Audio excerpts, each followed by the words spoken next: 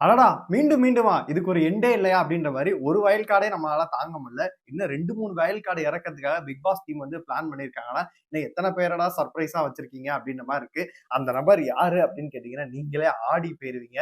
எல்லாத்தையுமே நம்ம ஃபுல்லாவே பார்த்துடலாம். ஹாய் மக்களே! நான் உங்க ஷாம். நெறைய பேர் வீடியோ பார்க்குறீங்க. லைக் பண்ணாம பார்க்குறீங்க. லைக் பண்ணிட்டு பார்த்தீங்க அப்படின்னா ரொம்பவே சந்தோஷமா இருக்கும். ஹைப் இருந்தா ஹைப் கூட தட்டி விடுங்க. அதாவது பிக் பாஸ்ல வந்து கரெக்டான நேரத்துல வந்து வயல் கார்டு வரப்போகுது அப்படின்னு சொல்லிட்டு ஃபர்ஸ்ட் நம்ம தான் சொல்லியிருந்தோம். நீங்க வேணா பாருங்க, ஆதிரை வந்து இந்த வீக்ல வரப்போறாங்கன்னு சொல்லிட்டு 1 வீக் பிஃபோராவே பாத்தீங்கன்னா கிடைச்ச தகவல் படி கரெக்டா சொல்லியிருந்தோம். அதே மாதிரி ஆதிரை வந்திருந்தாங்க. அதுல நம்ம பெருமையை கூட பட்டுக்கலாம். நம்ம சேனல் தான் வந்து ஃபர்ஸ்ட் ரிவீல் பண்ணியிருந்தோம். இப்ப பாத்தீங்கன்னா அடுத்த வாரம் வந்து மிட் வீக் எவிக்ஷன் வந்து இருக்கிறதுக்கான பாசிபிலிட்டி இருக்கு அப்படின்ற மாதிரி சொல்லப்படுது. அடுத்த வாரம் நீங்க என்ன நினைச்சாலுமே டபுள் எவிக்ஷன் வந்து கன்ஃபார்மாவே இருக்கு அப்படின்ற மாதிரி தான் சொல்லப்படுது. ஏன்னா விஜய் சேதுபதி அதை கன்ஃபர்ஸ் பண்ணிட்டாரு. கன்ஃபியூஸ் பண்ணாம பாத்தீங்கன்னா அழகாவே சொல்லிட்டாரு. எல்லாத்தையும் போட்டு உழப்பாம கன்ஃபியூஸ் எல்லாம் பண்ணிட்டு இருக்காம அடுத்த வாரம் டபுள் எவிக்ஷன் கூட இருக்கும் அப்படின்னு சொல்லிட்டு ஒரு ஹிண்ட்டை கொடுத்துட்டு போயிட்டாரு. அதனாலதான் ஆதிரையை வந்து இறக்கிட்டாங்க. ஒருவேளை போன வாரம் அதாவது லாஸ்ட் வீக் வந்து ஒருத்தர் எவிக்ட் ஆயிருந்தாங்க அப்படின்னா, சப்போஸ் வயல் கார்டு இல்லாம இருந்துச்சுன்னா 14 பேர் உள்ள இருந்திருக்கணும். இப்ப பாத்தீங்கன்னா 16 பேர் இருக்காங்க. ஆல்மோஸ்ட் வந்து பாத்தீங்கன்னா 16 பேர் இருக்காங்க.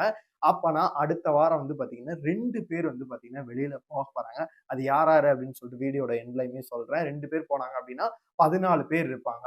ஒரு வயல் கார்டு வந்து வரப்போகுது அப்படின்ற மாதிரி சொல்றாங்க. 2 பேர் வந்து கன்ஃபார்மா இருந்துச்சு. மொத்தமா நீங்க ஒரு விஷயத்த யோசிச்சு பாருங்க. எல்லா சீசனுமே கிடையாது. போன சீசன் கூட நீங்க பார்த்தீங்க அப்படின்னா 6 வயல் கார்டு வந்து உள்ள இறங்கி இருந்திருப்பாங்க. யாரா ராணவ்ல ஆரம்பிச்சு ரயான் இந்த மாதிரி பார்த்தீங்கன்னா 6 பேர் உள்ள வந்திருப்பாங்க. ஆனா இந்த சீசன் மட்டும் 4 பேரு தான் வந்திருந்தாங்க. 4 வயல் கார்டு தான் இருந்துச்சு. ஆல்மோஸ்ட் பார்க்கும்போது இப்ப ஆதிரை ஒண்ணு வந்துட்டாங்க.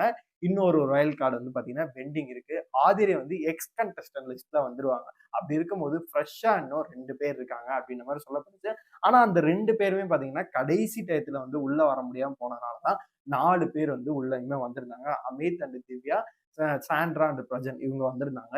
இப்ப நெக்ஸ்ட் வீக் பார்க்கும்போது வயல் கார்டு என்ட்ரி இருக்கு. அது மோஸ்ட் ப்ராபபிளி பாத்தீங்கன்னா 2 பேரோட பேர் வந்து பாத்தீங்கன்னா கன்ஃபார்ம் லிஸ்ட்ல இருக்கு. ஒன்னு பிரவீன், இன்னொன்னு திவாகர் அவர்கள். இந்த நேரத்துல திவாகர் உள்ள இருந்தாரு அப்படின்னா கண்டிப்பாவே கண்டென்ட் வந்து சூப்பராவே இருக்கும் அப்படின்னு சொல்லிட்டு ஃபீல் பண்றாங்க. ஏன்னா நீங்க போன வாரத்தை எடுத்து பாருங்க.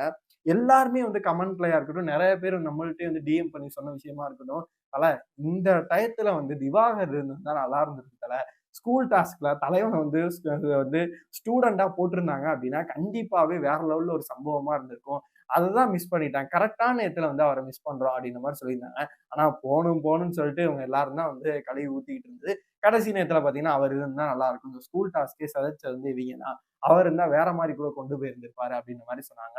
ஆனா அவரோட பேர் தான் வந்து ஃபர்ஸ்ட் அடிப்படுது. செகண்டா வந்து பாத்தீங்கன்னா பிரவீன் அவர்களும் இந்த லிஸ்ட்ல இருக்காரு அப்படின்ற மாதிரி சொல்லப்படுது. மேபி நெக்ஸ்ட் வீக் அதாவது பாத்தீங்கன்னா இந்த வாரத்துல மிட்ல வரதுக்கான வாய்ப்பு இருக்கு. ஒரு புதன் வியாழன்ல வந்து வர வாய்ப்பு இருக்கு. அப்படி இல்லையா இந்த வார இறுதியில அவங்க வரதுக்கான வாய்ப்பு அதிகமாவே இருக்கு. அந்த டபுள் எவிக்ஷன் யாராரு அப்படின்னு கேட்டீங்கன்னா 2 பேத்தோட பேர் வந்து பாத்தீங்கன்னா நூல் நிலையில இருக்கு அப்படின்னே சொல்லலாம். எஃப்ஜே அவர்களுக்கு சுத்தமா ஓட்டுக்களே இல்ல. அதே மாதிரி கனி அவர்களுக்கும் பாத்தீங்கன்னா சுத்தமா ஓட்டுக்களே இல்ல.